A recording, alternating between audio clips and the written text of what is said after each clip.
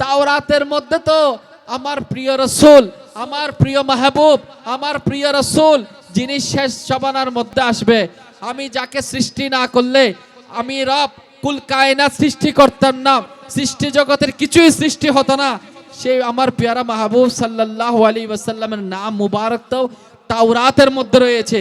এই গুনেহগার ব্যক্তি, সে সত্য সত্য ছিল, সেই গুনেহগার, কিন্তু সে তাওরাত খুলতো, তাওরাত দেখতো, তাওরাত যখন সে পাঠ করত তখন আমার মাহবুবের যখন নাম চলে আসতো, আমার পিয়ারার মাহবুবের নাম মুবারককে সে মুখে লাগাতো, চুম্বন করত এবং চোখের মধ্যে বুলাতো। তা আমার লজ্জা হচ্ছে, আমার প্রিয় মাহবুব সাল্লাল্লাহু আলাইহি ওয়াসাল্লামের নাম মুবারককে যে ইজ্জত করেছে, সম্মান করেছে, আমি তো সেই প্যারা মাহবুবের রব রয়েছি, আল্লাহ রয়েছি, তো আমি আল্লাহ কিভাবে তাকে আমি শাস্তি দিব? আমার তো লজ্জা হচ্ছে। হে মূসা, তাড়াতাড়ি তার কাফন দাফনের ব্যবস্থার আয়োজন করেন আপনি।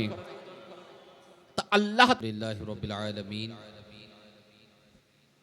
والصلاة والسلام على سيد المرسلين أما بعد فأعوذ بالله من الشيطان الرجيم بسم الله الرحمن الرحيم شكله পড়ুন الصلاة والسلام عليك يا رسول الله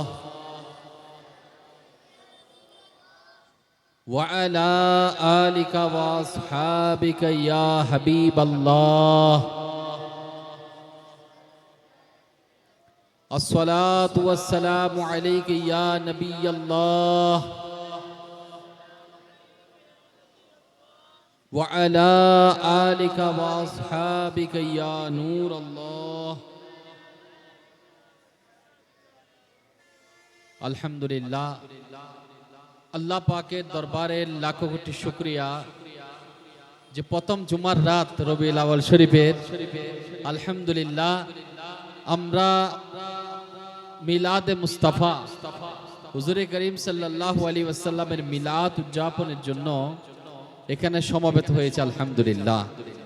তো আমাদের স্বেচ্ছাসেবক ভাই যারা রয়েছে, আপনারাও বসে পড়ুন, এখন হয়তো আর জরুরত নাই, আপনারা অনেক কষ্ট করেছেন, আপনারাও যদি বসে যান তো অনেক ভালো হয়। চেষ্টা করেন সবাইকে সুযোগ করে দিই, সবাই বসুক, মনোযোগ সহকারে ইনশাআল্লাহ আমরা বয়ান শ্রবণ করি।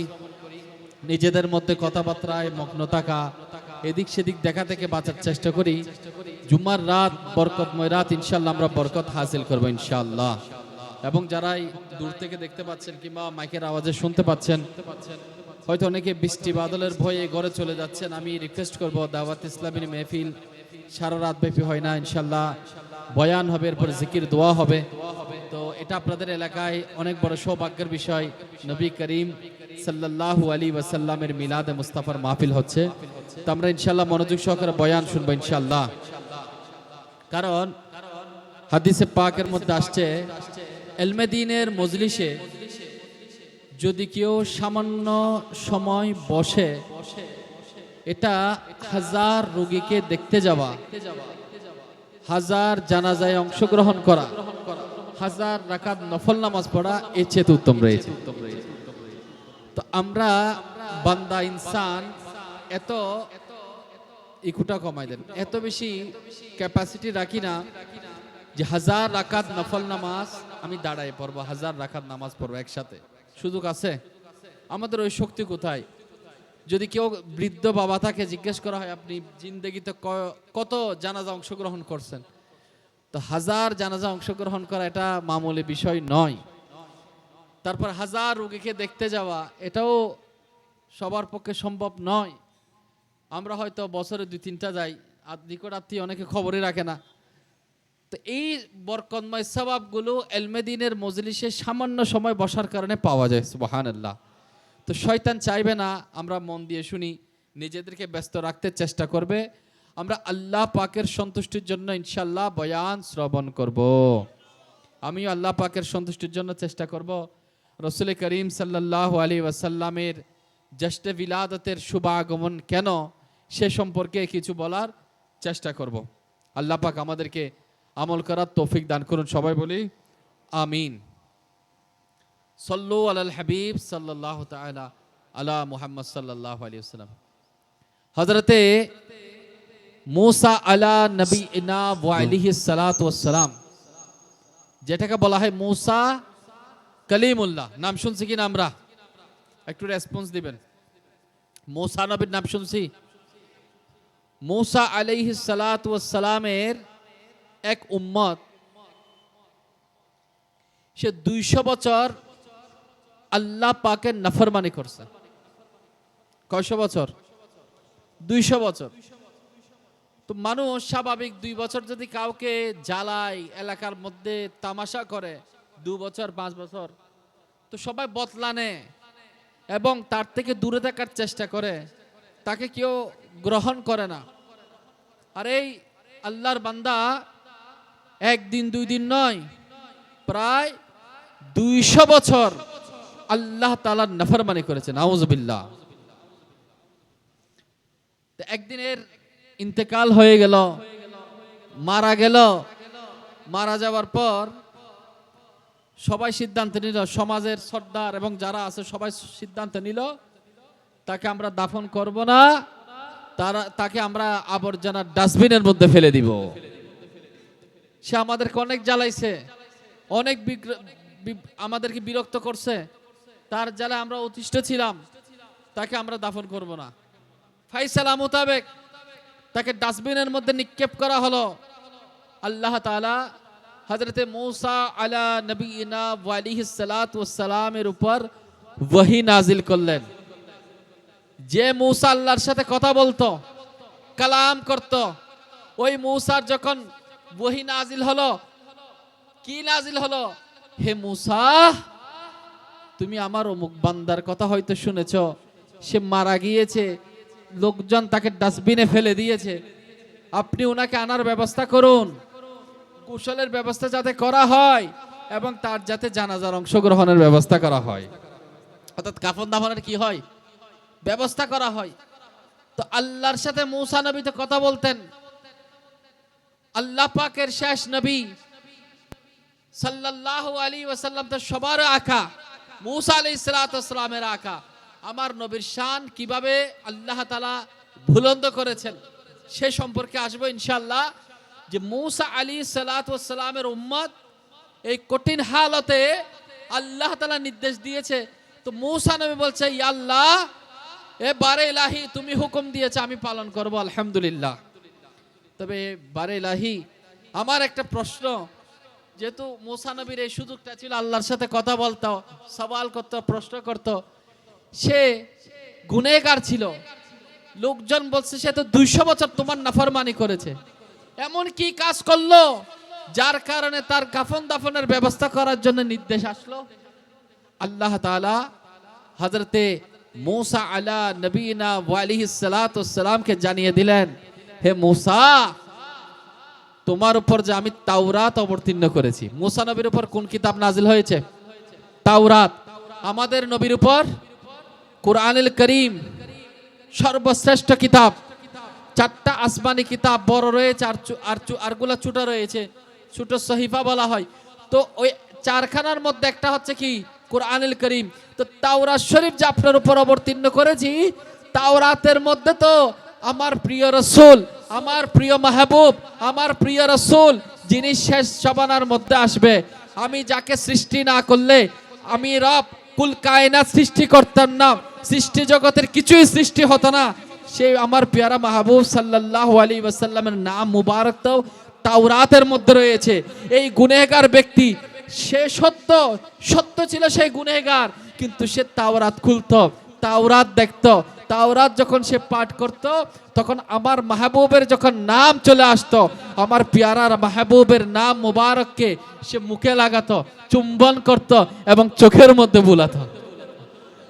তা আমার লজ্জা হচ্ছে, আমার প্রিয় মাহবুব সাল্লাল্লাহু আলাইহি ওয়াসাল্লামের নাম মুবারককে যে ইজ্জত করেছে, সম্মান করেছে, আমি তো সে প্যারা মাহবুবের রব রয়েছি, আল্লাহ রয়েছি, তো আমি আল্লাহ কিভাবে তাকে আমি শাস্তি দিব?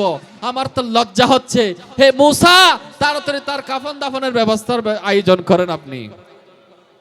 তা আল্লাহ তাআলার দয়া, আল্লাহ তাআলার মেহেরবানি, যে হুজুর করিম সাল্লাল্লাহু আলাইহি ওয়াসাল্লামের শান ও আজমত অনেক ঊর্ধ্বে, রাসূল পাক সাল্লাল্লাহু আলাইহি ওয়াসাল্লাম মান মর্যাদা অনেক ঊর্ধ্বে। শুধুমাত্র এতটুকুই বুঝুন, আল্লাহ পাক যে রাসূলকে সৃষ্টি না করলে কিছু সৃষ্টি করতো না, এটা তো অনেক ঊর্ধ্বে রাসূলের শান। শুধুমাত্র রাসূল করিম সাল্লাল্লাহু আলাইহি ওয়াসাল্লামের নাম মুবারক ইজ্জত করেছে। কাকে? একটা আওয়াজ দিয়ে বলেন কারে? আমার রাসূল সাল্লাল্লাহু আলাইহি ইসলামের মোহাব্বত রাখাটা এটা অনেক উপরের বিষয়, এটা তো অনেক ভালো আমল। এই ভালো আমল তো এক জায়গায়, আমার রাসূলের মোহাব্বত এক জায়গায়, নাম মুবারকের মোহাব্বত করার কারণে, মুখের মধ্যে চুম্বন করার কারণে, চোখের মধ্যে লাগানোর কারণে ওই 200 বছরের নাফরমান আল্লাহ তাআলা তাকে ক্ষমা করে দিয়েছেন। নয়নের তারা নামে মোহাম্মদ, দিল কা উজালা নামে মোহাম্মদ। নয়নের তারা, বলুন নয়নের তারা, দিল কা উজালা নামে মোহাম্মদ সাল্লাল্লাহু আলাইহি ওয়াসাল্লাম, সাল্লাল্লাহু আলাইহি ওয়াসাল্লাম। দৌলত যদি চাও উভয় জাহানে, দৌলত যদি চাও উভয় জাহানে, পড়ো ওয়াজিফা নামে মুহাম্মদ। পড়বেন, আপনারা পড়বেন। উভয় জাহানে কল্যাণ চাই কিনা? হযরতে মূসা আলাইহিস সালাতু ওয়াস সালামের উম্মত আমরা নয়, আমরা মূসা নবীকেও মানি, ঈসা নবীকেও মানি, আদম নবীকেও মানি, নূহ নবীকেও মানি, কিন্তু আল্লাহ তাআলা আমাদেরকে ওই সব নবীর উম্মত বানান নাই, সর্বশ্রেষ্ঠ নবীর উম্মত বানিয়েছে। সুবহানাল্লাহ। তো সেই পেয়ারা রাসূল, পেয়ারা হাবিব সাল্লাল্লাহু আলাইহি ওয়াসাল্লামের নাম মুবারক মুহাম্মদ যখন উচ্চারণ হবে, 2 বৃদ্ধাঙ্গুল চুম্বন করবেন, চোখের মধ্যে লাগাবেন। যদি মূসা আলাইহিস সালাতু ওয়াস সালামের উম্মত যদি পার পেয়ে যায়, আমরা তো সাইয়্যিদুল মুরসালিনের উম্মত, আমার প্রিয় রাসূলকে শাফাআত করার জন্য আমাদেরকে টেনে নেবেন না? আল্লাহ কি আমাদেরকে মাফ করবেন না? সেজন্য বলা হয় দৌলত যদি চাও উভয় জাহানে, দৌলত যদি চাও উভয় জাহানে, পড়ো ওয়াজিফা নামে মুহাম্মদ সাল্লাল্লাহু আলাইহি ওয়াসাল্লাম, সাল্লাল্লাহু আলাইহি ওয়াসাল্লাম। হবে সে সফল উভয় জাহানে, হবে সে সফল উভয় জাহানে, দিন রাত যে জপে নামে মুহাম্মদ, দিন রাত যে জপে নামে মুহাম্মদ। সবাই পড়ো না, সাল্লাল্লাহু আলাইহি ওয়াসাল্লাম, সাল্লাল্লাহু আলাইহি ওয়াসাল্লাম। মিলাদের মাস কে কে নিয়ত করে আমরা সেই নবীকে পেয়ে খুশি কিনা? আরে মূসা নবীর উম্মত পার পেয়ে যায়, আর আমরা যে নবীর নাম মুবারককে ইজ্জত করার কারণে পার পেয়ে যায়, সেই নবীকে মোহাব্বত করলে, সিনার মধ্যে যদি মোহাব্বত রাখি, সেটা যদি বাহ্যিক ভাবে যদি প্রকাশ ঘটায়, আল্লাহ রাসূল খুশি হবে, আল্লাহ খুশি হবে। তো নিয়ত করি আমরা দৈনিক রাসূল করিম সাল্লাল্লাহু আলাইহি ওয়াসাল্লামের উপর কমপক্ষে 313 বার দরুদ শরীফ পাঠ করব। উলামা আহলে সুন্নাত বলেন, বিভিন্ন সুফিগণ বলেন, যদি কেউ 313 বার দৈনিক দরুদ শরীফ পাঠ করে, সে অধিক হারে দরুদ শরীফ পাঠকারীদের মধ্যে অন্তর্ভুক্ত হয়ে যাবে। আর যারা দৈনিক 313 বার দরুদ শরীফ অর্থাৎ অধিক হারে দরুদ শরীফ পাঠ করবে, তো শাফাআতের মালিক যাকে বানিয়ে দেওয়া হয়েছে, একটু আগে বয়ান হয়েছে আল্লাহ তাআলা তার প্রিয় মাহবুবকে শাফাআত দান করেছেন। তো সুপারিশকারী নবী, শাফাআত ওয়ালা নবী রাসূল করিম সাল্লাল্লাহু আলাইহি ওয়াসাল্লাম সুপারিশ করে আমাদেরকে জান্নাতে নিয়ে যাবেন। একবার মুহাব্বতে দরুদ পড়ি, আল্লাহুম্মা সাল্লি আলা মাওলানা মুহাম্মদ ওয়া আলা আলি মাওলানা মুহাম্মদ। আলহামদুলিল্লাহ, আল্লাহ পাক দয়া করেছেন, আমাদেরকে রাসূল করিম সাল্লাল্লাহু আলাইহি ওয়াসাল্লামের উম্মত বানিয়েছেন। নবী করিম সাল্লাল্লাহু আলাইহি ওয়াসাল্লাম এই জমিনের মধ্যে তশরিফ আনার পূর্বে পুরা বিশ্বজগতের চিত্রটা, পুরো বিশ্বজগতের সিনারিটা কেমন ছিল? আমার রসুল দুনিয়ায় আগমন করে নাই, করার আগের সিনারি কেমন ছিল? দুনিয়ায় তশরিফ এনেছেন, আনার পরে সিনারি কেমন ছিল জানা দরকার আছে না? আছে। আরববাসীদের ধর্ম কি ছিল? খুব গুরুত্ব পয়েন্ট। ইসলাম আল্লাহ তাআলার মনোনীত ধর্ম।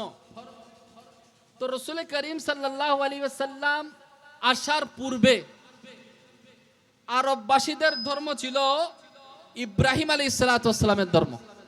কার ধর্ম? ইব্রাহিম আলাইহিস সালাতু ওয়াস সালামের ধর্ম। এক আল্লাহতে বিশ্বাসী থাকতে হবে, আল্লাহ ছাড়া কোনো মাবুদ নেই, এটার উপর অটল থাকতে হবে। যদি কেউ এই অবস্থার মধ্যে অটল থাকে, সেও ইমানদার। সেও কি? ইমানদার। কারণ কিছু বান্দা, আল্লাহ তাআলার কিছু বান্দা এমন আছে যারা কোনো নবীর, অর্থাৎ এক নবীর উম্মত হওয়ার পরে অন্য নবীর আসার আগ পর্যন্ত যে সময়ের মধ্যে ছিল, তারা কোনো বার্তা পায় নাই, কোনো মেসেজ পায় নাই। তো তাদের কি হবে? আল্লাহ এক, এটার মধ্যে কি ছিল? বিশ্বাসে ছিল। তো এটা আরবের আগের কথা বলছি, রাসূল করিম সাল্লাল্লাহু আলাইহি ওয়াসাল্লামের আগমনের আগে। কিন্তু তারা প্রকৃত রূপকে, ইব্রাহিম আলাইহিস সালাতু ওয়াস সালামের যে শিক্ষা, এটাকে পরিবর্তন করে দিয়েছে। যেখানে তাওহীদ, আল্লাহ এক মানতে হবে, সেখানে তারা শিরিক করা শুরু করলো। এক আল্লাহর ইবাদতের স্থলে তারা মূর্তি পূজা শুরু করলো। তাদের মধ্যে কিছু লোক মূর্তি বানিয়ে ওই মূর্তিকে তারা খোদা দাবি করত, খোদা মনে করত। এটা বানালাম একটা মূর্তি, এই আমার রব, এরকম মনে করত। এটাই কারণ তারা তো খোদাকে দেখে নাই। তারা খোদা একটা নিজে নিজে বানাইয়া, মূর্তি বানাইয়া সেটার পূজা করত। আবার অনেকে এত মূর্খ ছিল যে আমরা তো খোদাকে দেখি নাই, তো কি করব? এরা কি করত আগে? তো কেউ গাছের পূজা করত, চন্দ্র কত সুন্দর, তো কেউ চন্দ্রের পূজা করত, আবার কেউ সূর্যের পূজা করত, আবার কেউ তারকারাজির পূজা করত।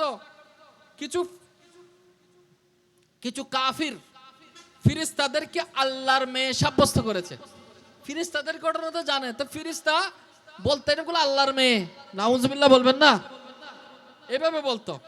আচ্ছা, এটা হচ্ছে মানা না মানা, বিশ্বাসের মধ্যে ঘাটতি। মানতে হবে আল্লাহ এক, সেখানে তারা আল্লাহ একের বদলে তারা নিজেদের মতো করে নিজে খোদা বানায় নিছে। এক একজন এক এক কিছুর পূজা করছে। এটা আলাদা জায়গা, এটা আলাদা পাঠ। কিন্তু ব্যক্তি হিসেবে তারা কেমন ছিল? হয়তো চন্দ্র পূজা করতেছে, হয়তো সূর্যের পূজা করতেছে, হয়তো পানির পূজা করতেছে, হয়তো আগুনের পূজা করতেছে, এটার সাইট আলাদা। কিন্তু তারা ব্যক্তি হিসেবে কেমন ছিল?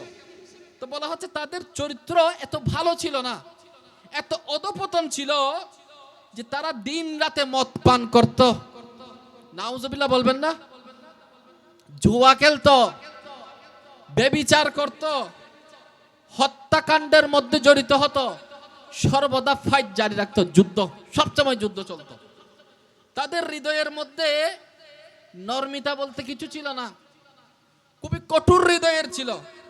কেমন পাষাণ ছিল, যদি কোনো কন্যা সন্তান জন্ম নিত, কন্যা সন্তানকে মহব্বত করে, বলে ভাগ্য লক্ষ্মী আইরা আরো গরম মিদ্দি মেয়ে হই কি নারা গরম মিদ্দি মেয়ে ফইলে বরকত মনে করে। ওই ছোট্ট মেয়ে জন্ম নিলে জীবন্ত মাটি কুড়ে জীবন্ত কন্যা সন্তানকে দাফন করত। মারা যাবা না, জীবিত সন্তানকে, কন্যা সন্তানকে এরা অলক্ষ্মী মনে করত, জীবন্ত ফুতে ফেলত। আবার অনেক সময় মানুষদেরকে জবে করত এবং মূর্তির উপর উপহার স্বরূপ পেশ করত। জবে করে আনছে, হে মূর্তি উপহার স্বরূপ নাও। চিত্রটা একটু খেয়াল করুন, তখনকার সময়ের পরিস্থিতিটা কেমন।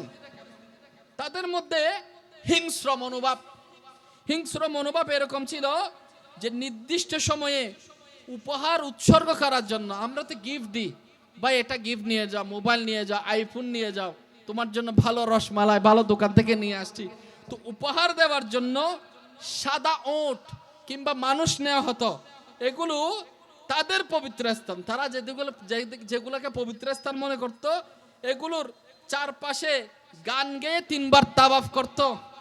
তাওয়াফ করার পর ওই গোত্রের সরদার অত্যন্ত আনন্দ সহকারে মানুষ কিংবা উটের প্রথম আঘাত করত, এরকম করে মারত, সাথে সাথে যে রক্ত ছুড়ে আসতো সেটা পান করত।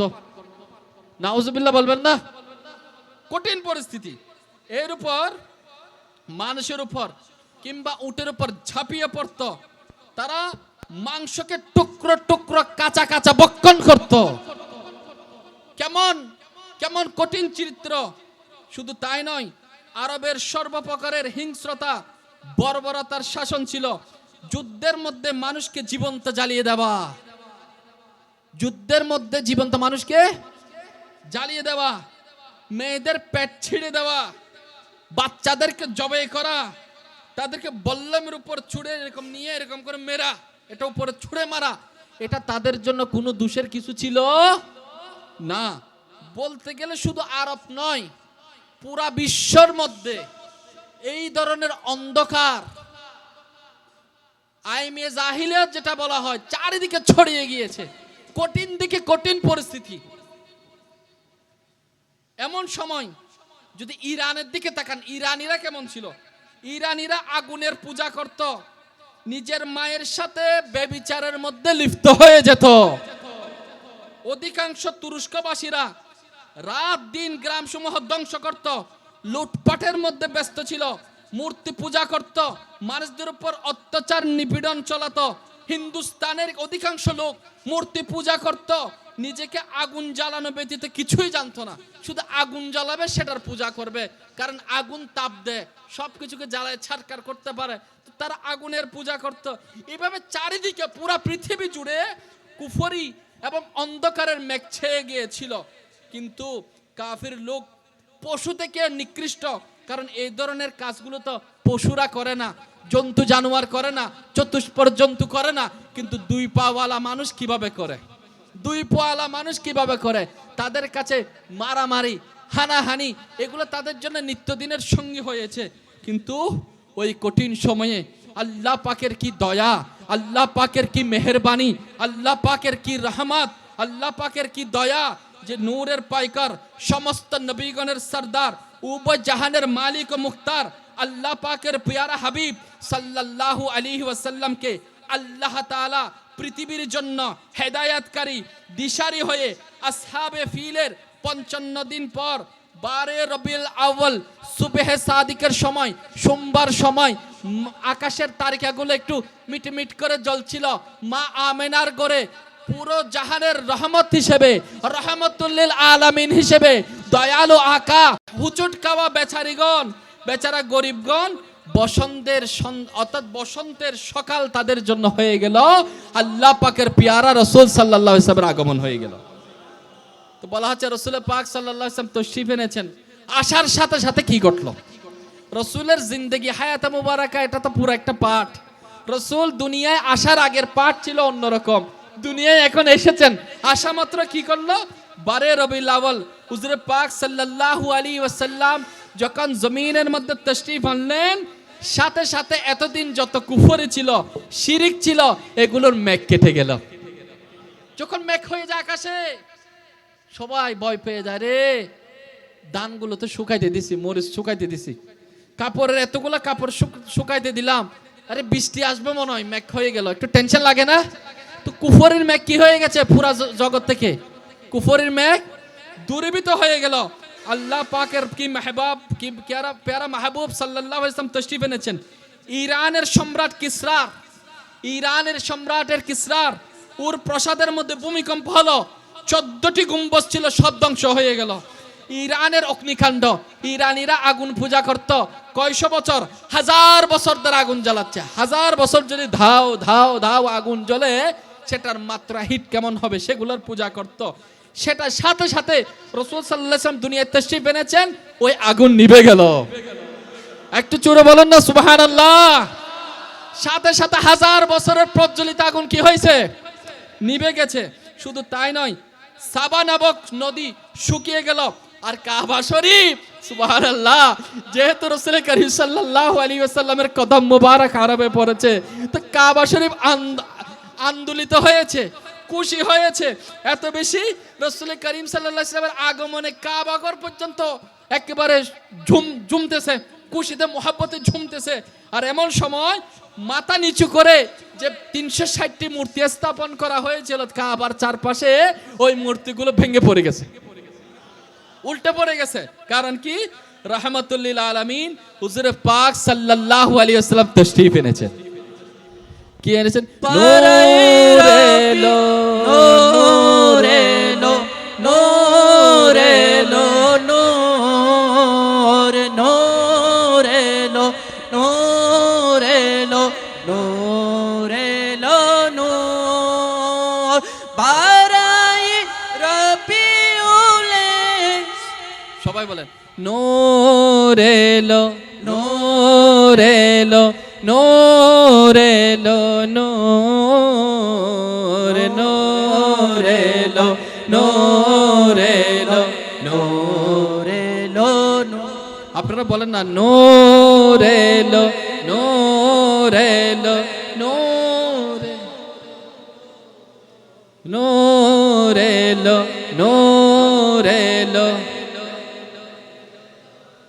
এই দিকেতে নূর দেখো, ওই দিকেতে নূর, নূর, এই দিকেতে নূর দেখো, ওই দিকেতে নূর, নূর, সারা জাহানের কানাই কানাই নূরে নূরে ভরপুর, বলো না নূর এলো, নূর এলো, নূর, নূর এলো, নূর এলো, এলো নূর। তো আমার রাসূলের নূর কেমন নূর? আমার রাসূল সাল্লাল্লাহু আলাইহি ওয়াসাল্লাম দুনিয়ায় তাশরীফ এনেছেন, আলহামদুলিল্লাহ, কুফরি এবং শিরকের মেঘ দূরীভূত হয়ে গেল। সুবহানাল্লাহ। দেখুন কত বড় খুশি। যদি আপনার চিত্রটা দেখেন, দোকানের সিকিউরিটি নাই, যে কোনো সময় লুটপাট হতে পারে, ঘরের মা বোনদের ইজ্জত হানন হতে পারে, আল্লাহ মাফ করুক, সন্তান সন্ততিকে নিরাপদ রাখা যাচ্ছে না, কঠিন পরিস্থিতি আপনার চোখের সামনে যদি দৃশ্যমান হয়, এমন সময় যদি আল্লাহ পাকের কোনো দয়া হয়, কোনো মেহেরবানি হয়, আপনি সব কিছু, আপনার টেনশন যদি কেটে যায়, আপনি কি খুশি হবেন না? আপনি বেজার হবেন না? খুশি হবেন, খুশি হবেন। তো এর চাইতে বর্বরতা, এর চাইতে বদমাশি, আরবের এই যে জাহিলিয়াত যুগের যে ঘটনা, এর চাইতে কি কঠিন পরিস্থিতি পৃথিবীর জমিনে আর কিছু ঘটেছে?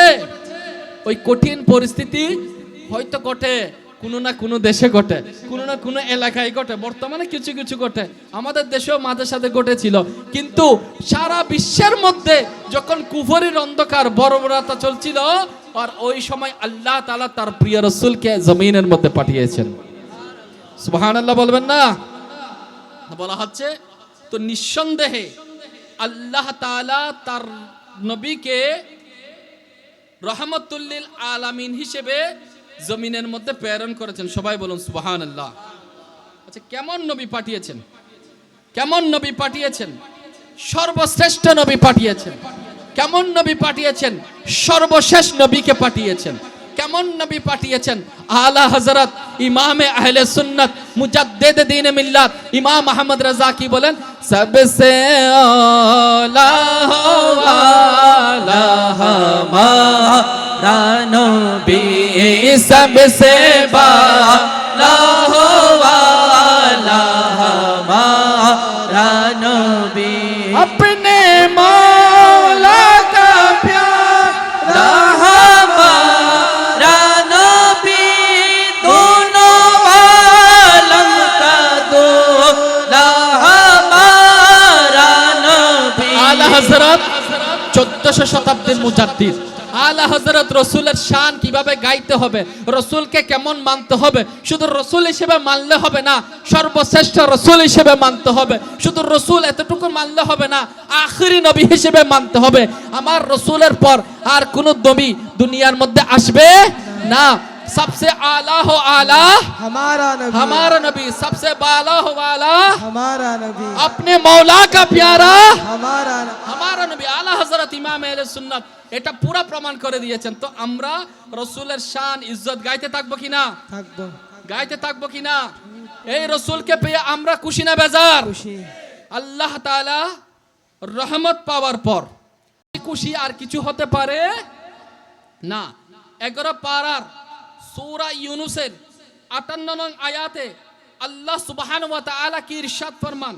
বিসমিল্লাহির রহমানির রহিম কুল বিফাদিলিল্লাহি ওয়া বিরহমাতিহি ফাবিযালিকা ফালইফরাহু হুয়া খায়রুম মিম্মা ইয়াজমাউন। আল্লাহ তাআলা সূরা ইউনূসের 58 নং আয়াতে আল্লাহ তাআলা ইরশাদ ফরমান, কানজুল ঈমান থেকে অনুবাদ, আপনি বলুন। আল্লাহ ডাইরেক্ট বলে না, কাকে বলে দিচ্ছে? কুল, কুল মানে আপনি বলুন, হে মাহবুব আপনি বলুন। আল্লাহ সরাসরি ডিক্লার দেয় না আমি বড়। এটা কি সরাসরি ডিক্লার দিবে? যখন আল্লাহর পক্ষ থেকে আসবে সেটার আরো মজবুতি বৃদ্ধি পাবে কিনা? মজবুতি বৃদ্ধি পাবে। আল্লাহ তাআলা বলেন, হে মাহবুব আপনি বলুন। আল্লাহর অনুগ্রহ, কার অনুগ্রহ? আল্লাহর অনুগ্রহ এবং তারই দয়া, আর সেটার উপর তাদের আনন্দ প্রকাশ করা উচিত। আল্লাহ পাকের অনুগ্রহ এবং দয়া পাওয়ার পর সেটার উপর কি করা উচিত? এরা আওয়াজ করে না পেছনের মানুষ, আনন্দ প্রকাশ করা উচিত। তো এটা কি হবে? হুয়া খায়রুম মিম্মা ইয়াজমাউন, তা তাদের সমস্ত ধন দৌলত অপেক্ষা উত্তম। ধন দৌলত অপেক্ষা উত্তম। আল্লাহ পাকের ফজল, অনুগ্রহ, দয়া পাওয়ার পর সেটার উপর আনন্দ প্রকাশ করাটা, খুশি প্রকাশ করাটা, সেটা সমস্ত ধন দৌলত থেকে উত্তম। এবার চিন্তা করুন, আল্লাহ তাআলা চোখ দিয়েছে কিনা? একটা আওয়াজ বলেন, চোখ দিয়েছে কিনা? চোখ আল্লাহ তাআলার দয়া কিনা? হাত আল্লাহ পাকের দয়া কিনা? জবান আল্লাহ পাকের দয়া কিনা? পুরা শরীরের স্ট্রাকচার যেটা আছে সবকিছু আল্লাহ তাআলার দয়া। কিন্তু সবচেয়ে বড় দয়া কি? পৃথিবীর সবকিছুতে রহমত, আল্লাহ পাকের দয়া, ফজল। কিন্তু আমরা কোন ফজলের উপর? সবকিছুর জন্য তো শুকরিয়া জ্ঞাপন করব। আল্লাহ যা দিয়েছে এর উপর খুশি থাকবো কিনা? চোখ বলা হচ্ছে চোখ দেয় নাই, কান তো আল্লাহ তাআলা দিয়েছে। কানে শুনে না, চোখে তো দেখতে পাচ্ছে। পা একটা নাই, আরেকটা দিয়ে তো চলতে পারছে। হয়তো জ্ঞান বুদ্ধি কম দিয়েছে, কিন্তু ব্যবসা বাণিজ্য করে টাকা পয়সা করে কামাই নিয়েছে। হয়তো ব্যবসা করতে পারছে না, চাকরি করেছে। কন্ট্রাক্টারি করতে পারছে না, হয়তো প্রবাসে গিয়েছে। কোনো না কোনো ভাবে আল্লাহ তাআলা তার বান্দাদেরকে ব্যবস্থা করে দিয়েছে কিনা রিজিকের? সবকিছু আল্লাহ পাকের দয়া কিনা? সবকিছু আল্লাহ পাকের দয়া। তো আল্লাহ পাকের দয়া যখন পেয়েছি আমরা, ওই নিয়ামত, ওটাও নিয়ামত, এগুলোর উপর কি করতে হবে? আওয়াজ করে বলেন, কি করতে হবে? শুকরিয়া জ্ঞাপন করতে হবে। কিন্তু আল্লাহ তাআলা এই আনন্দ, আল্লাহ পাকের ফজল, এই যে খুশি পালন করার ক্ষেত্রে বলছে খুশি পালন করো, এটা দ্বারা কি বুঝাচ্ছে? আল্লাহ তাআলা অন্য জায়গার মধ্যে আল্লাহ পাকের রহমত পাওয়ার পর আনন্দ উদযাপন করার জন্য স্বয়ং আল্লাহ তাআলা নির্দেশ দিয়েছেন। কে নির্দেশ দিয়েছেন? আল্লাহ তাআলা দিয়েছেন। কারণ আমাদের প্রিয় নবী সাল্লাল্লাহু আলাইহি ওয়াসাল্লামের চেয়ে বড় কোনো রহমত পৃথিবীর জমিনের মধ্যে আর নাই। দেখুন সূরা কুরআনুল মাজিদের 17 পারা সূরা আম্বিয়ার 107 নং আয়াতে আল্লাহ সুবহানাহু ওয়া তাআলা একদম পরিষ্কার এলান করে দিয়েছেন, ওয়ামা আরসালনাকা ইল্লা রাহমাতাল লিল আলামিন। আল্লাহ তাআলা এলান করে দিয়েছে কিনা? এটার অর্থ তো আপনারা সবাই জানেন। আর আমি আপনাকে সমগ্র বিশ্বজগতের জন্য রহমত স্বরূপ প্রেরণ করেছি। সুবহানাল্লাহ। যত দিন এই চন্দ্র সূর্য আল্লাহ তাআলা তার প্রিয় রাসূলকে সর্বশ্রেষ্ঠ নবী হিসেবে পাঠিয়েছেন। আল্লাহ তাআলা আমাদের উপর দয়া করেছেন, ইহসান করেছেন। তো সবচেয়ে বড় নিয়ামত কি? আল্লাহ তার প্রিয় রাসূল সাল্লাল্লাহু আলাইহি ওয়াসাল্লামকে আমাদের নিকট পাঠিয়েছেন একটা আলামের জন্য নয়, রহমাতুল লিল আলামিন, উভয় জাহানের জন্য, সমস্ত বিশ্বজগতের জন্য আল্লাহ তার রাসূলকে, তার প্রিয় হাবিবকে রহমাতুল লিল আলামিন হিসেবে প্রেরণ করেছেন। তো শেখ আব্দুল হক মুহাদ্দিস দেহলভী যে বান্দাকে, যে ওলিকে, যে দরবেশকে, যার লেখনী কিতাব সব ওলামা মানেন, বিভিন্ন শ্রেণীর ওলামা মানেন, বিভিন্ন গোত্রের লোক মানেন, সবাই বলতে গেলে শেখ আব্দুল হক মুহাদ্দিস দেহলভীকে মানে। তো শেখ আব্দুল হক মুহাদ্দিস দেহলভীকে তো সবাই মানে। তো উনার যে রিচার্জ, এটা কি কেউ মানবে না? সবাইকে মানতে হবে, যেহেতু সবাই উনাকে মানে। তিনি বলেন, নিঃসন্দেহে হুজুরে করিম সাল্লাল্লাহু আলাইহি ওয়াসাল্লামের শুভ আগমনের মাস, শুভ আগমনের রাত, এটা লাইলাতুল কদরের চেয়ে উত্তম। হুজুর এই কথা তো আগে শুনি নাই। এখন আপনি সবে কদরের চাইতে উত্তম রাত বলতেছেন। এতদিন মিলাদুন নবী করতেছেন বুঝলাম, এখন আবার লাইলাতুল কদরের চাইতে বড় রাত কই পাইলেন? আরে আমি পাই নাই, শেখ আব্দুল হক মুহাদ্দিস দেহলভী রাহমাতুল্লাহ আলাইহি পেয়েছেন। কে পেয়েছেন? একটা আওয়াজ দিয়ে বলেন, কে বলেছেন? মা সাবাতা বিসুন্নাহ যে কিতাব রয়েছে, এটার 100 পৃষ্ঠার মধ্যে, এটা রাসূলের সিরাতের উপর সবাই পড়ে। এটার মধ্যে শেখ আব্দুল হক মুহাদ্দিস দেহলভী রাহমাতুল্লাহ আলাইহি লাইলাতুল কদরের চাইতে উত্তম বলেছে নবী করিম সাল্লাল্লাহু আলাইহি ইসলামের শুভ আগমনের রাতকে, 12 রবিউল আউয়ালের রাতকে। কেন? লাইলাতুল কদর হচ্ছে রাসূল করিম সাল্লাল্লাহু আলাইহি ওয়াসাল্লামকে আল্লাহ তাআলা যত রহমত করেছেন, যত নিয়ামত দিয়েছেন, ওই নিয়ামতের একটা নিয়ামত হচ্ছে লাইলাতুল কদর। অসংখ্য নিয়ামত দিয়েছেন। মেরাজুন নবী দিয়েছে কিনা? মেরাজ দিয়েছে কিনা? কাউসার দান করেছে কিনা? শাফাআতের মালিক বানিয়েছে কিনা? সব কিছুতে নিয়ামত। পুরা মাথা মুবারক থেকে, সর মুবারক থেকে পা মুবারক পর্যন্ত রাসূলের মুজিজা দান করেছে কিনা? এত মুজিজা দিয়েছে, বলেছে আমার রাসূলের কদম মুবারকের মুজিজা কি? রাসূল সাল্লাল্লাহু আলাইহি ওয়াসাল্লামের কদম মুবারকের মুজিজা হচ্ছে, এটা ইসরাফ ছিল, যখন ওই ইসরাফ নামক শহরটা রাসূল সাল্লাল্লাহু আলাইহি ওয়াসাল্লামের কদম মুবারক স্পর্শ করেছে, সেটা মদিনা তৈয়বা হয়েছে। এত সুন্দর মদিনা তৈয়বা হয়েছে, পৃথিবীর জমিনের মধ্যে এই মদিনা নিয়ে, মদিনার সবুজ গুম্বদ নিয়ে, মদিনা শহর নিয়ে যত কবিতা, যত আবৃত্তি, যত ইতিহাস লেখা হয়েছে, অন্য কোন শহরের নামে আর এত কিছু লেখা হয়? মদিনা নিয়ে এত কবিতা লেখা হয়েছে, এত নাতে মুস্তাফা লেখা হয়েছে, আর কোন ব্যক্তি পার্সন শহর নিয়ে কোন দলিল নাই যে এতগুলো রিচার্জ দেখাতে পারবে। শুধু মদিনা নিয়ে এতগুলো লেখা হয়েছে। আর এই মদিনা রাসূল সাল্লাল্লাহু আলাইহি ওয়াসাল্লামের কদম মুবারকের সাদকা। তো সেই রাসূল করিম সাল্লাল্লাহু আলাইহি ওয়াসাল্লামের অসংখ্য নিয়ামত আল্লাহ দিয়েছেন। 5 ওয়াক্ত নামাজ আমরা পেয়েছি, এটাও নিয়ামত। রাসূল সাল্লাল্লাহু আলাইহি ওয়াসাল্লামের মাধ্যমে উম্মতের জন্য দিয়েছেন, এটাও নিয়ামত। তো সবচেয়ে বড় নিয়ামতের মধ্যে একটা নিয়ামত, এটা কি? লাইলাতুল কদর। আর কদর রাতটা ফেরেশতা অবতীর্ণ হওয়ার মাধ্যমে সম্মানিত হয়েছে। কে নাজিল হয়েছে? ফেরেশতা নাজিল হয়েছে। তো লাইলাতুল কদর কুরআন অবতীর্ণ হওয়ার রাত, ফেরেশতা অবতীর্ণ হওয়ার রাত।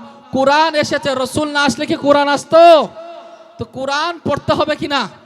কুরআনের মহব্বত রাখতে হবে কিনা? তো কুরআনের মহব্বত রাখতে হবে। যার উপর কুরআন এসেছে, যার উপর ওহী নিয়ে ফেরেশতা অবতীর্ণ হয়েছে, তো সেই প্রিয় রাসূল সাল্লাল্লাহু আলাইহি ওয়াসাল্লামের আগমন পার্সন উনার কাছে পাঠাচ্ছে ফেরেশতা। রাসূল সাল্লাল্লাহু আলাইহি ওয়াসাল্লামের কাছে কুরআন নাজিল হচ্ছে। তাহলে এগুলো তো সব নিয়ামত। লাইলাতুল কদরের মর্যাদা আল্লাহ তাআলা দিয়েছেন, এটা রাসূলের সাদকায় দিয়েছেন। তো রাসূল সাল্লাল্লাহু আলাইহি ওয়াসাল্লামের উপর এত কিছু নাজিল হচ্ছে, এগুলো বরকত বলা। তো যার কাছে নাজিল হচ্ছে, উনি যদি নাজিল না হতো, উনি যদি দুনিয়ায় না আসতো, তাহলে এগুলো সবকিছু কি পাইতাম? তো শেখ আব্দুল হক মুহাদ্দিস দেহলভী রাহমাতুল্লাহ আলাইহি বলেন, লাইলাতুল কদরের চাইতে উত্তম হচ্ছে সরকার সাল্লাল্লাহু আলাইহি ওয়াসাল্লামের বিলাদতের রাত। কারণ যদি লাইলাতুল যেটা 12 বিলাওয়ালাতের বিলাদতের রাত না হতো, কোন রাত লাইলাতুল বারাত হতো না, কোন রাত লাইলাতুল কদর হতো না, কোন রাত লাইলাতুল মেরাজ হতো না। সব কিছু হুজুর করিম সাল্লাল্লাহু আলাইহি ওয়াসাল্লামের কদম মুবারকের সদকায়। তো যে রাসূলের সদকায় সব পেয়েছি, ওই রাতে আমরা ঘুম দিব? কে কে ঘুমাবো? আমের মূল কথা শেষ, আমি বয়ানের এন্ডিং এর দিকে আসতেছি। আলহামদুলিল্লাহ, আমির আহলে সুন্নাত দাওয়াত ইসলামীর প্রতিষ্ঠাতা মাওলানা ইলিয়াস আত্তার কাদরি দাওয়াত ইসলামী বানাইছে, এটা 1980 সালে। এর আগে কি ওলামায়ে আহলে সুন্নাত ছিল না? আলহামদুলিল্লাহ ছিল। হক্কানি রব্বানি পীর মাশায়েখে কেরাম কি ছিল না? অবশ্যই ছিল, অবশ্যই ছিল। আমরা জানি সবাই ছিল, তারা হকের মধ্যে প্রতিষ্ঠিত ছিল। কিন্তু আমির আহলে সুন্নাত একটু চেঞ্জিং করেছে। ইলিয়াস কাদরি সাহেব একটু মানুষের হৃদয়ের মধ্যে নবীর প্রেম সারা জাগানোর জন্য তিনি এক কদম সামনে আগিয়েছেন। কেন? আমার রসুলের বিলাদতের রাত হয়তো মানুষ ঘুমিয়ে থাকতো, ইলিয়াস কাদরি বলছে আমি আর ঘুমাইতে দিব না। আমার রসুলের মহব্বতে যেভাবে আগেরকার বুজুর্গারা আমার রসুলের ইয়াদগারি করত, সাধারণ মানুষদেরকে রাত জেগে আমার রসুলের সারাখানির মধ্যে আমি লিপ্ত করে দিব।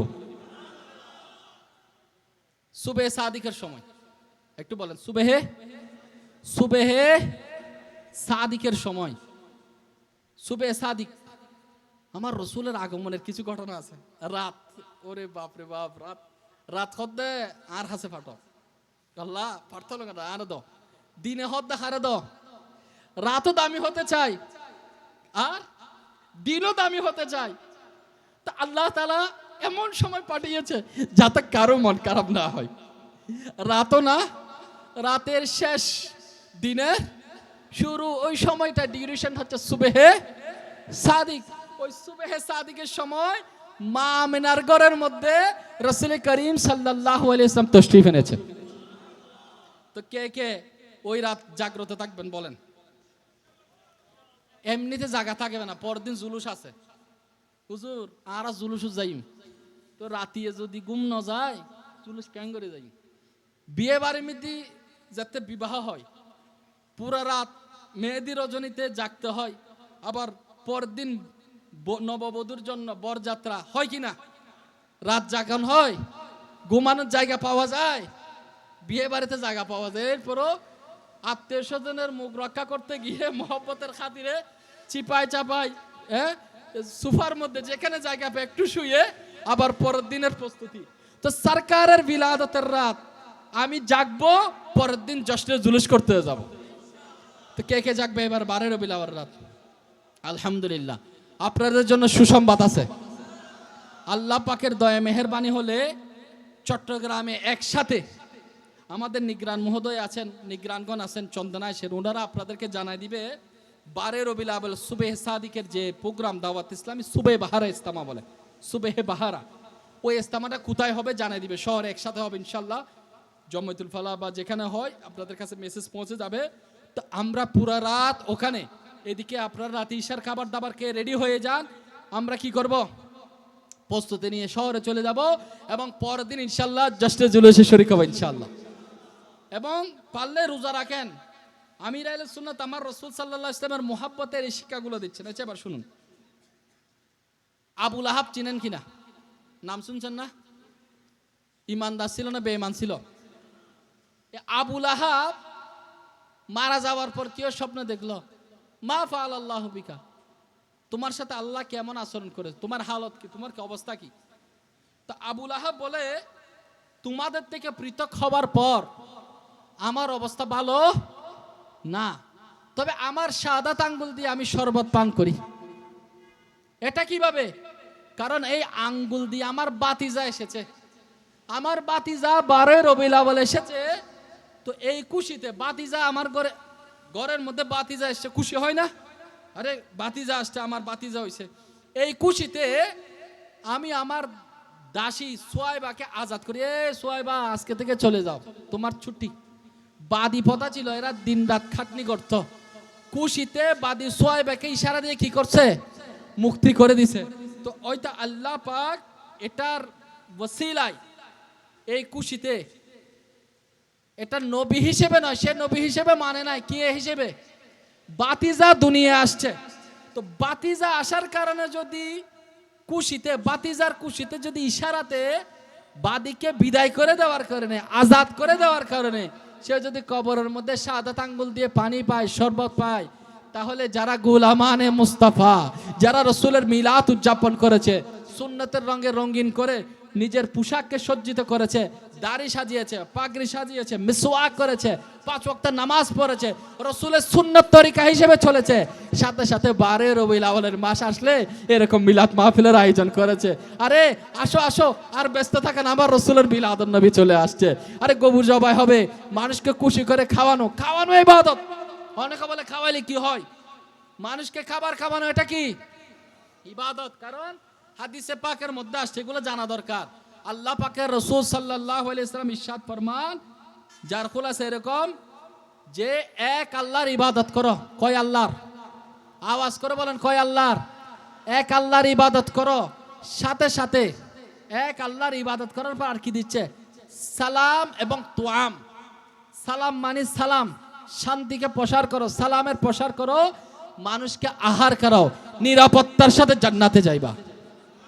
তাহলে খাবার খাওয়ানো, এটাকে কেউ ইগনোর করার, কটূক্তি করার কোনো অবকাশ নাই। কারণ আমার রাসূল সাল্লাল্লাহু আলাইহি ওয়াসাল্লামের দরবারে যারাই আসতো, কেউ খালি হাতে ফেরত যেত না।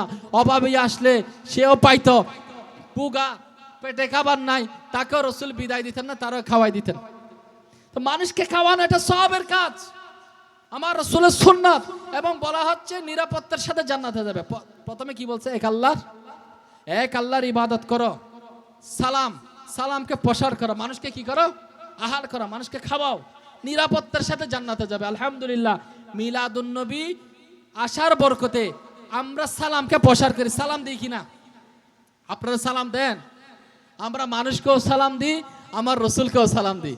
ইয়া নবী সালাম, ইয়া রাসূল সালাম, ইয়া হাবিব সালাম আলাইকা সালাওয়াত।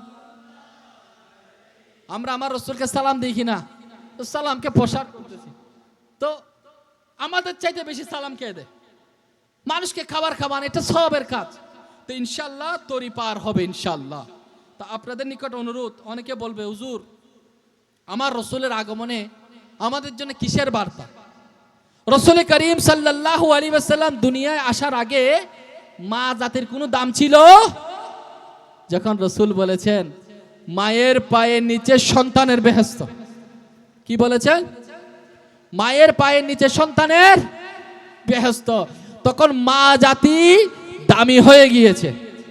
যে মেয়ে জাতি কন্যা সন্তান দুনিয়ায় এলে জীবন্ত দফন করত, আজকে মেয়ে জাতিদেরকে মা জাতি হিসেবে, মা জাতিদেরকে সম্মানের মুকুট রসুল করিম সাল্লাল্লাহু আলাইহি ওয়াসাল্লাম পরিয়ে দিয়েছে।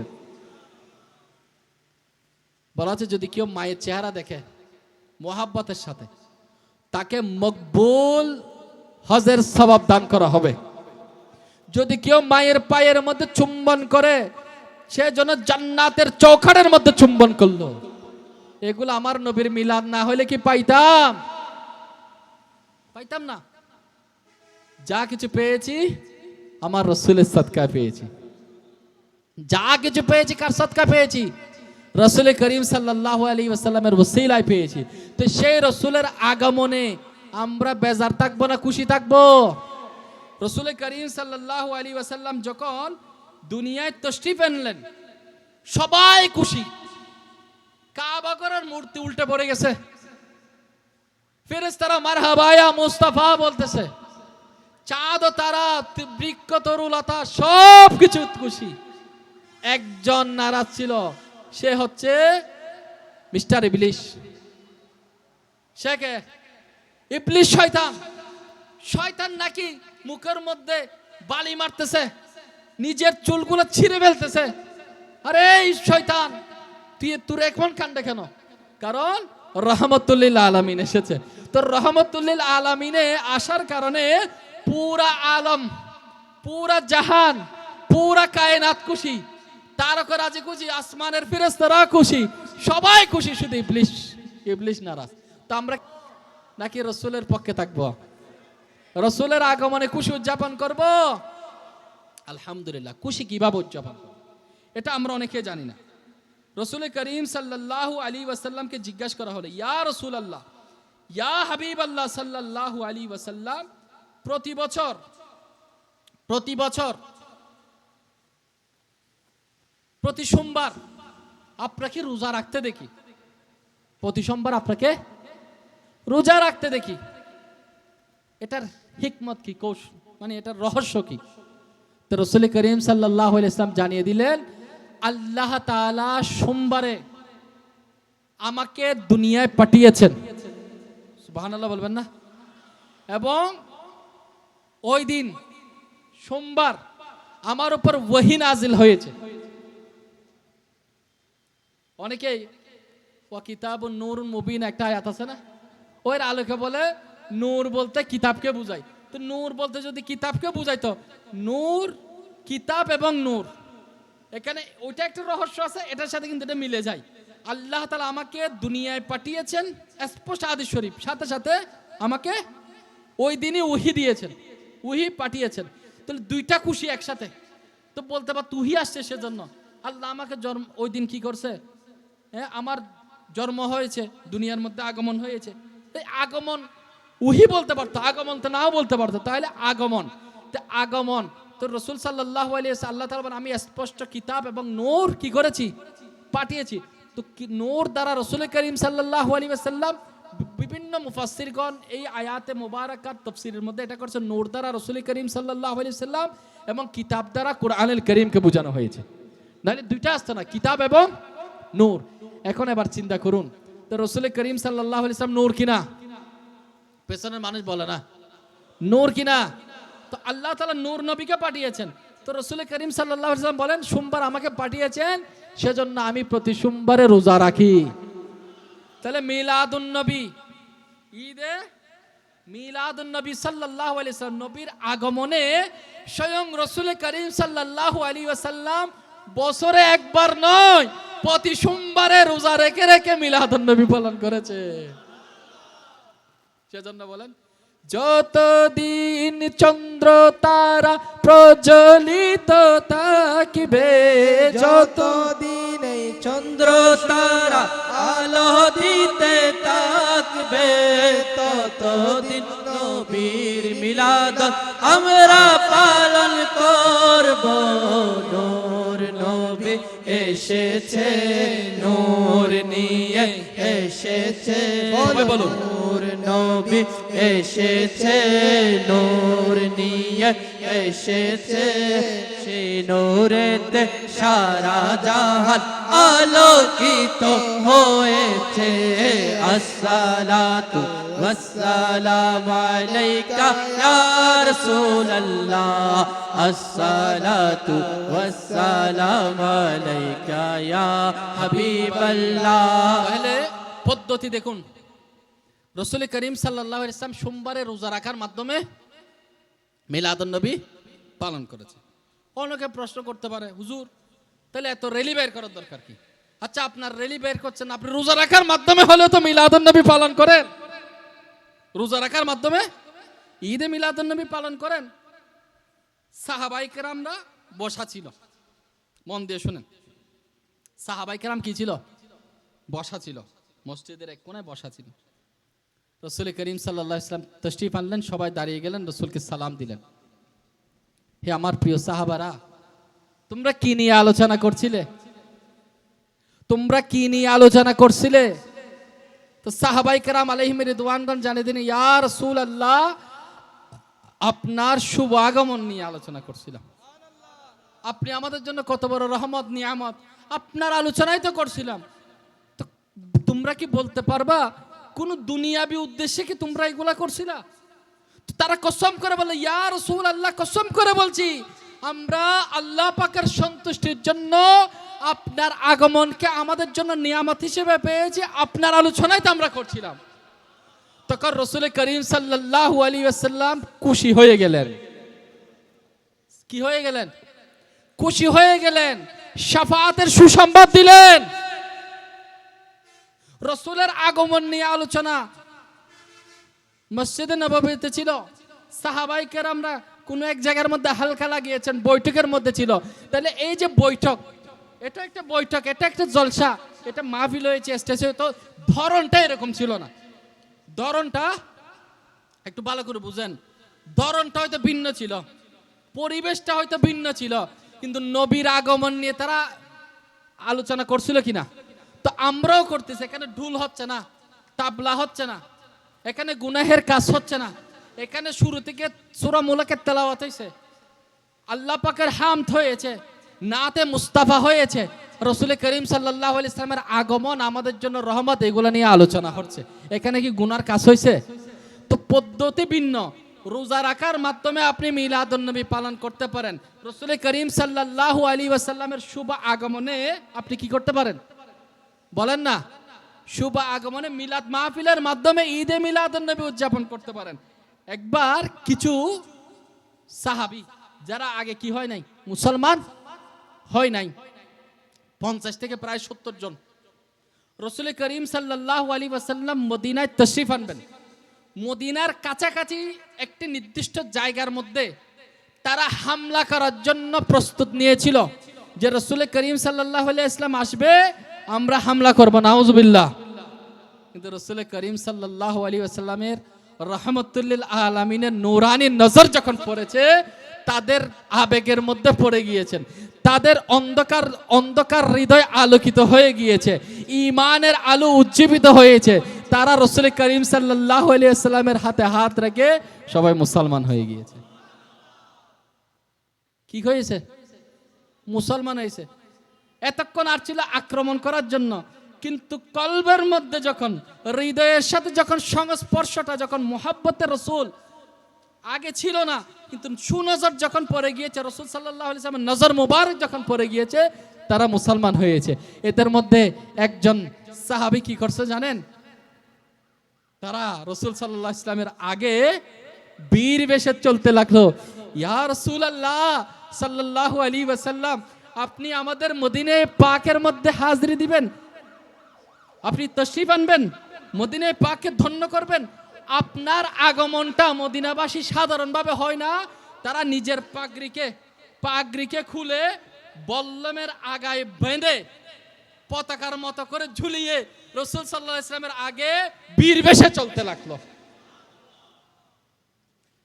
আমরা এখন জুলুস করতেছি, র্যালি করতেছি, তো র্যালির মধ্যে এখানে গান বাজনা হচ্ছে না, এখানে ডিজে হচ্ছে না।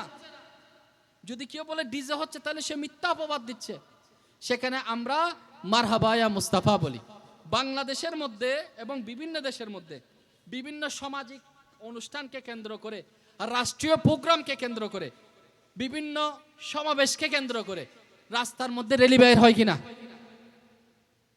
র্যালি বের হয় কিনা? র্যালি বের হয়। তো জশ্নে জুলুসের র্যালি কোথায় পায়? আলহামদুলিল্লাহ, যারা পাওয়ার তারা পেয়ে যায়। তো রাসূল সাল্লাল্লাহু আলাইহি ওয়াসাল্লামের আগমনে পতাকা বেঁধে কি করছে এরা? পতাকা তো ছিল না, পাগড়ি খুলে বল্লমের আগায় বেঁধে বীর বেশে চলতে লাগলো। তাহলে আমার রাসূল বাঁধা দিয়েছেন, তো যেটা বাঁধা দেন নাই সেটা জায়েজ হওয়ার পক্ষে দলিল। তো মিলাদুন নবী করব, কে কে করব?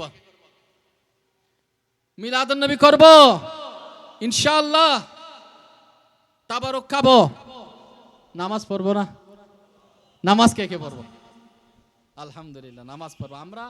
আমার রাসূল সাল্লাল্লাহু আলাইহি ওয়াসাল্লাম এসেছেন বিদায় আমরা নামাজ পেয়েছি, আমার রাসূল সাল্লাল্লাহু আলাইহি ওয়াসাল্লামকে খুশি করব। আচ্ছা, আজকে যদি সত্যি রাসূল সাল্লাল্লাহু আলাইহি ওয়াসাল্লামের আমরা যদি সামনে দেখতে পাইতাম, আপনারা কে কে গিফট করতেন? আমার রাসূলকে কে কে গিফট করতেন?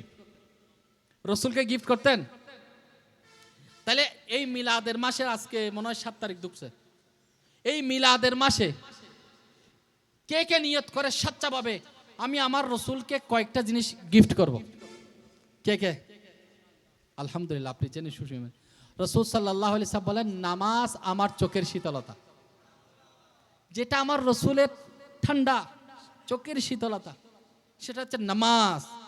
নামাজ জান্নাতের চাবি দিয়ে দিছে, চাবি দিয়ে দিছে, নামাজ পড়াই দিছে। তো তোমরা আদায় করো, জান্নাতে যেতে চাও। তো নামাজ কে কে পড়বো? 5 ওয়াক্ত ইনশাআল্লাহ। এরপর আরেকটা জিনিস, আমার রসুলের দরবারে স্পেশাল গিফট পাঠাবো। কে কে পাঠাতে চাই? মাশাআল্লাহ।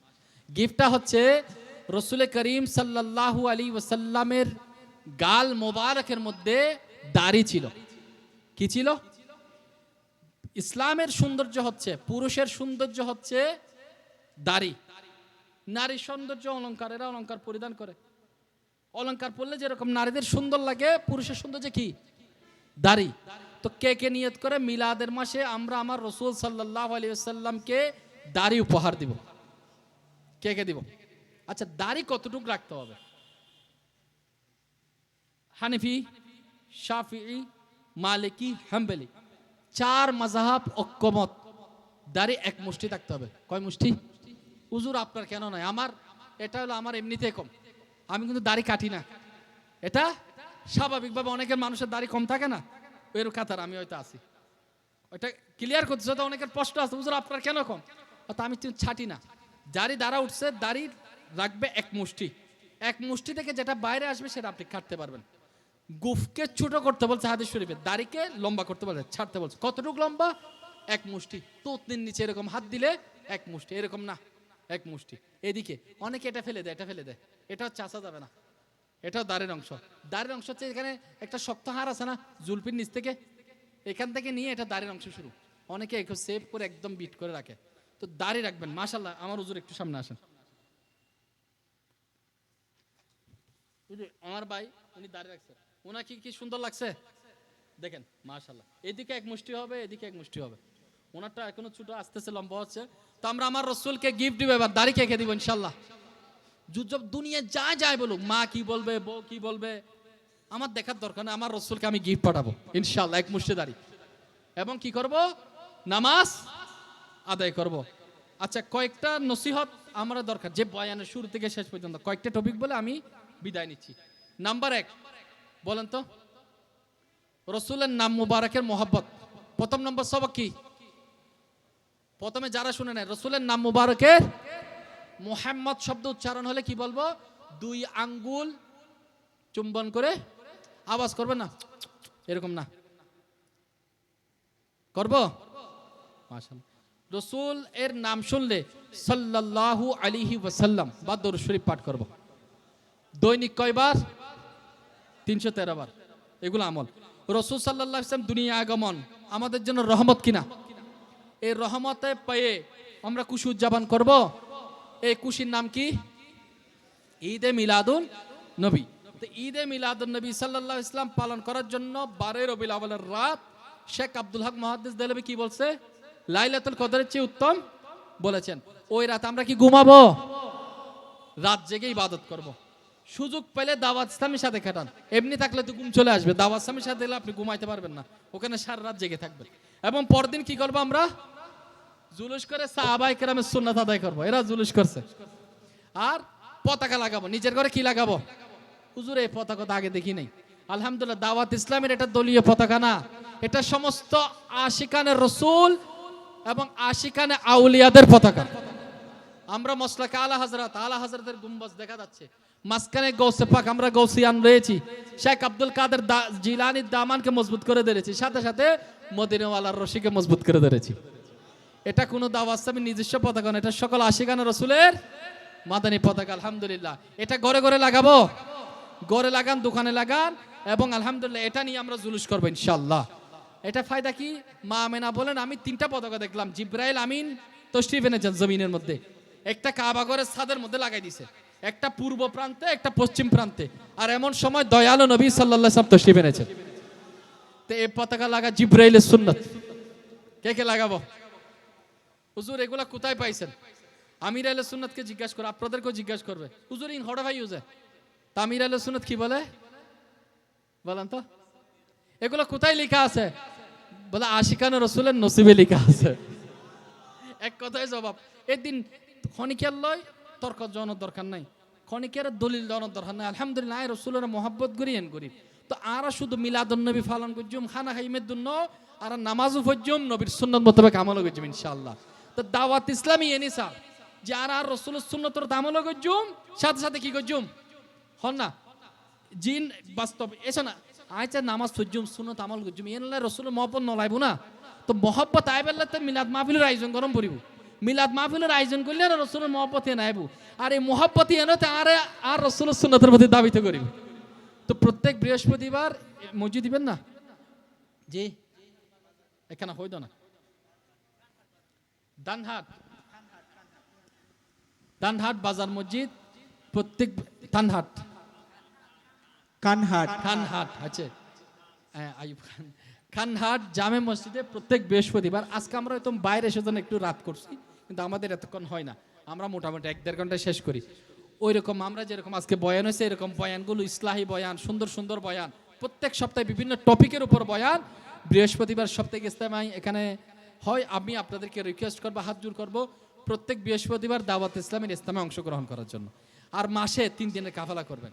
সাহাবা ইকরামরা পুরা জিন্দেগি দিছে, এখানে 3 দিনের কাফেলা। এই যে 1 দিনের বয়ান 1 ঘন্টার বয়ানে এগুলো কিচ্ছু হয় না। এগুলো আমরা আজকে এদিকে শুনছি, তাবারক নেওয়ার পর এদিক দিয়ে বেরিয়ে যাবে। এগুলা আমল করার জন্য বাস্তবিকভাবে প্র্যাকটিক্যালভাবে আমাকে সময় দিতে হবে না, এলম অর্জন করতে হবে না। তো দাওয়াত ইসলামী কাফেলায় সফর করে 3 দিনের জন্য 12 দিনের জন্য, যদি না পারেন 12 দিন 3 দিন করেন। ওই 3 দিন আমাকে খাবার কিভাবে খাবেন, সালাম কিভাবে দিবেন, বড়দের কিভাবে ইজ্জত করবেন, ছোটদের কিভাবে স্নেহ করবেন ইত্যাদি আমলগুলো ইনশাআল্লাহ আপনাদেরকে শেখানো হবে।